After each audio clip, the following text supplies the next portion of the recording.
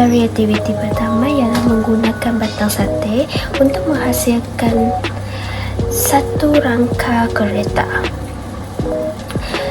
Yang pertama ialah menggunakan batang sate untuk menghasilkan rangka kereta, dan kedua ialah menggunakan penutup botol plastik untuk menjadikan tayar kereta, dan ketiga ialah guna getah untuk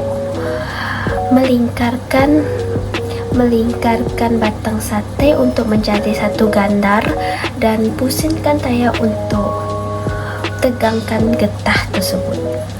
Dan hasil pembelajaran yang saya dapat dari aktiviti pertama ialah saya dapat berfikir di luar kotak, dan saya dapat mencipta satu reka bentuk dan inovasi, dan saya dapat menyelesaikan masalah, dan saya dapat bekerja sama di dalam kumpulan. Aktiviti kedua ialah saya menggunakan bahan terpakai untuk menghasilkan satu baju kurung yang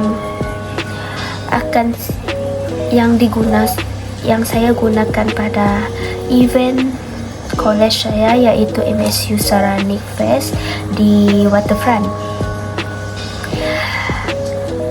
Hasil pembelajaran kreativiti saya dari aktiviti tersebut ialah yang pertama, saya dapat mereka cipta dan mengimajinasi bagaimanakah bentuk baju kurung yang akan saya hasilkan dengan menggabungkan bahan terpakai untuk menghasilkan satu baju yang menarik dan berfungsi untuk saya pakai pada masa tersebut.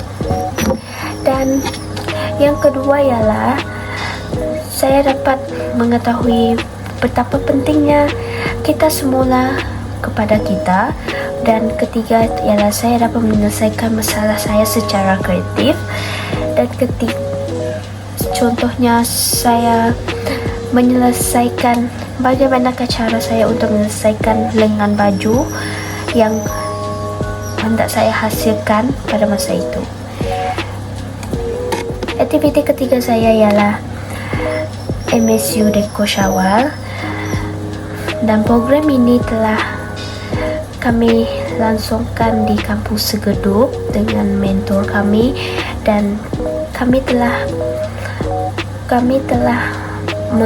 mendeko rumah nenek tua yang ada di kampus Segeduk Batu Kawah.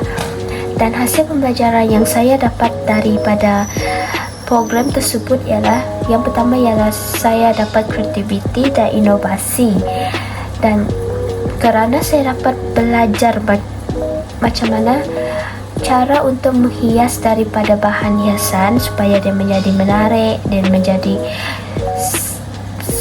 sedap untuk mata memandang. Dan yang kedua ialah perancangan dan pengurusan masa. Contohnya perancangan ialah rancang tema, pilih warna, dan susun bajet. Dan yang ketiga ialah saya juga dapat memupuk semangat kerjasama saya dengan ahli kumpulan yang lain. Aktiviti keempat ialah OOTD Raya, iaitu program yang dianjurkan di Kolej Sarawak, dan kami telah photoshoot gambar tersebut di Taman Sahabat.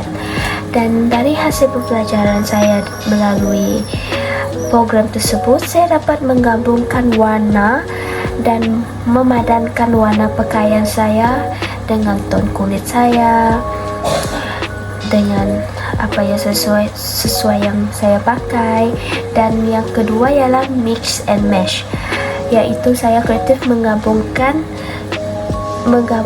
baju dengan skirt tenun yang saya pakai untuk menjadi satu gaya yang unik. Dan ketiga ialah saya juga harus berfikir apa aksesori yang dapat membantu untuk menambah karakter saya.